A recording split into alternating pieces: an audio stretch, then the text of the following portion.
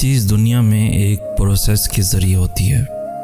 پودے کو اگنے کے لیے دھوپ کی سختی برداشت کرنی پڑتی ہے، اسی طرح پانی کو شفاف کرنے کے لیے اسے آگ پر چڑھا کر ابالا جاتا ہے۔ بالکل اسی طرح سونے کو کندن بنانے کے لیے اسے بھٹی میں گرم آگ میں ڈالا جاتا ہے۔ یہ آزمائشیں، مشکلات تمہیں آج بہت اذیت دے رہی ہیں، جان لو کہ تمہاری نشو و نما کے لیے اتنی ہی ضروری ہے۔ تمہیں ایک بہتر انسان بنانے کے لیے اللہ تعالیٰ مشکلات سے گزارتا ہے تاکہ تم ایک بہترین اور مضبوط انسان بن کے نکلو۔ اس لیے ان آزمائشوں سے بھاگنے کی بجائے ان سے لڑنا سیکھو اور مضبوط بننا سیکھو، کیونکہ جب تم ان سے گزر کر ان کی طرف مڑ کے دیکھو گے تو اپنے آج اور اپنے ماضی کے انسان میں زمین اور آسمان کا فرق پاؤ گے۔ جو لوگ تکلیف دے رہے ہیں، بات بات پہ تانا دے رہے ہیں، تہمتیں لگا رہے ہیں، تو آپ ایک بات کو یاد رکھیں کہ وہ رب کچھ نہیں بھولتا، وہ واقف ہے ہر زخم سے۔ لوگوں کے رویوں کو اس کے سپرد کر دیں، آپ کا اجر بہت قریب ہے۔ آپ کے صبر کے اس سفر میں آپ کا رب آپ کے ساتھ ہے۔ آپ کو چاہیے آپ بالکل مایوس نہ ہوں۔ اگر اللہ کچھ محرومیوں کا ہماری ذات کا حصہ بناتا ہے تو بہت سی رحمتوں سے بھی ہمیں نوازتا ہے۔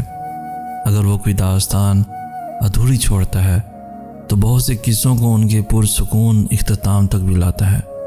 زندگی اسی کا نام ہے، کچھ مل گیا وہ کسی کو کھو دیا۔ جو صبر نہیں کرتے وہ ہمیشہ بے چینی میں مبتلا رہتے ہیں، اور جو صبر کر لیتے ہیں اللہ انہیں اپنی چاہت میں سکون دے دیتا ہے۔ تو پھر کیوں ظلم کر رہے ہو خود پر؟ اس کی چاہت کو اول رکھو گے تو وہ تمہارا ہر اختتام پرسکون بنا دے گا۔ تم واقف نہیں، شاید تمہارا رب سب کچھ کر سکتا ہے۔ سنو، اگر تمہارے لیے کوئی چیز بہترین ہے تو وہ تم تک پہنچا دی جائے گی، اور اگر تمہارے لیے بہتر نہیں ہے تو آ کر بھی چلی جائے گی۔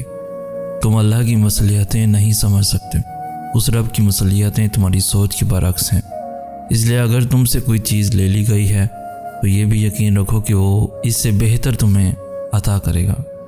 تم بس ہر حال میں اس کا شکر ادا کیا کرو اور اپنے نصیب کی بہتری مانگا کرو، کیونکہ بے شک وہ ہی بہتر جاننے والا ہے۔ میں جانتا ہوں محبت میں محبوب کے کسی عمل پر کوئی اعتراض نہیں اٹھایا جاتا، خوبیوں خامیوں سمیت اسے قبول کیا جاتا ہے۔ اور تمہیں یہ بات جاننی چاہیے کہ میں یہ بات ماننے کو تیار ہوں، مجھے تم سے محبت نہیں ہے، کیونکہ مجھے تمہاری یہ خامی کسی صورت قبول نہیں ہے۔ تم حرام پر اصرار کرنا نہیں چھوڑو گے تو میں محبت پر اصرار کرنا چھوڑ دوں گا۔ اور تم جانتے ہو اللہ کی محبت انسان کی محبت سے زیادہ پائیدار اور دائمی ہے۔ دو وجوہات: بہت زیادہ محبت کہ میں تمہیں اللہ کے سامنے شرمندہ نہیں دیکھنا چاہتا، یا خام محبت کہ وہ خالص تمہارے وجود کے لیے نہیں بلکہ اس میں مذہب کی آمیزش ہے۔ میرے اس اصرار کی وجہ تم جو بھی سمجھو، لیکن میں اس پہلو سے نظر نہیں چرا سکتا۔ اللہ کا مکافات عمل کا انداز تمہاری سوچ سے بڑا مختلف ہوتا ہے۔ جب کوئی تمہیں تکلیف دے کر چھوڑ جاتا ہے تو اللہ اسے فوراً سزا نہیں دیتا، بلکہ اس سے نمٹنے سے پہلے تمہیں مضبوط بناتا ہے، اور اس دوران اللہ اسے دنیا کے ہر دھوکے سے ملواتا ہے جس انسان نے تمہیں دھوکہ دیا ہوتا ہے۔ اور پھر ایک مقام ایسا آتا ہے جہاں پہنچ کر اس انسان کو احساس ہوتا ہے کہ تمہاری نیت کتنی پاکیزہ تھی، اور پھر یہ جان لینے کے بعد وہ واپس لوٹ آتا ہے۔ آخر میں اللہ سب کو تمہارے سامنے لا کر کھڑا کر دیتا ہے، لیکن تب تک تم آگے بڑھ چکے ہوتے ہو، اور اللہ نے تمہیں اس قدر مطمئن کر دیا ہوتا ہے کہ تم ان سب کو معاف تو کر دیتے ہو، لیکن پھر انہیں دوسرا موقع نہیں دیتے، کیونکہ اللہ نے تمہیں ہر اس شے میں سکون دے دیا ہوتا ہے جو اللہ نے اس جانے والے کے بدلے تمہیں دی تھی۔ اور یہی تمہاری سب سے بڑی جیت ہوتی ہے کہ اللہ تمہیں ان کے بغیر رہنا سکھا دیتا ہے جس کے بغیر تم زندگی کا تصور بھی نہیں کر سکتے۔ اور جب تکلیف تمہاری برداشت سے باہر ہونے لگے تو سجدے میں گر جایا کرو، اس رب سے دعا اور صبر طلب کیا کرو کہ جس کے ہاتھ میں تمہاری پوری تقدیر ہے، وہی تمہارے حالات کو بدل دینے پر قادر ہے۔ حضرت امام علی علیہ السلام فرماتے ہیں، ہزاروں لوگوں میں اس ایک کو عزیز رکھو جو تمہاری غیر موجودگی میں بھی تمہاری عزت پر کوئی داغ نہ برداشت کرے۔ کچھ آہیں، کچھ سسکیاں، کچھ آنسو راز ہوتے ہیں آپ کے اور اللہ کے درمیان، انہیں لوگوں کے کندھوں پر بہا کر ضائع مت کر دینا، ان کا مقام بہت اونچا ہوتا ہے، یہ زمین پر بہنے سے قبل عرش والی کی نگاہ میں آتے ہیں۔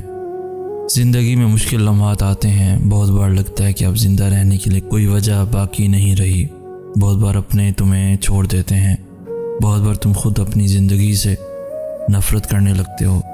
سنو، زندگی اگر گراتی ہے تو پھر سے چلنا بھی سکھاتی ہے۔ اگر تم زندہ ہو تو تمہاری زندگی میں بہتری کی امید باقی ہے۔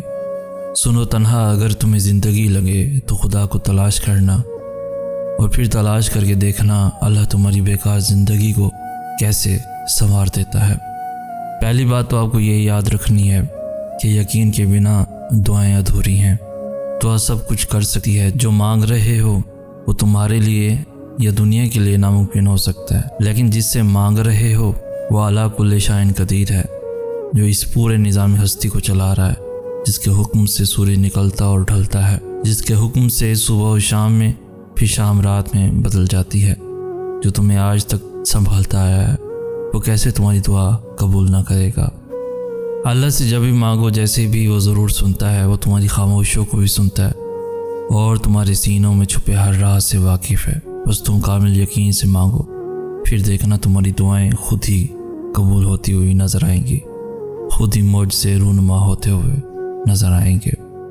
ہم ہمیشہ سوچتے ہیں کہ سامنے والے شخص نے ہمارے ساتھ برا کیا ہے، اس لیے ہم اسے معاف نہیں کر پاتے، حالانکہ در حقیقت ہم خود کو معاف نہیں کر پاتے۔ ہم ہر چیز کی سزا خود کو دیتے ہیں، پھر زندگی مشکل لگنے لگتی ہے۔ کسی کو بھی نہیں، بس خود کو معاف کرنا سیکھو، خود کو سزا دینا بند کرو۔ جب تک خود کو معاف نہیں کرو گے تب تک غم سے آزاد نہیں ہو پاؤ گے، اس لیے خود پہ رحم کرو۔ اگر اللہ تمہیں آزما رہا ہے تو اس کی محبت پر شک مت کرو، کیونکہ اللہ تو دراصل جو تم مانگ رہے ہو اس کے لیے وہ تمہیں تیار کر رہا ہے۔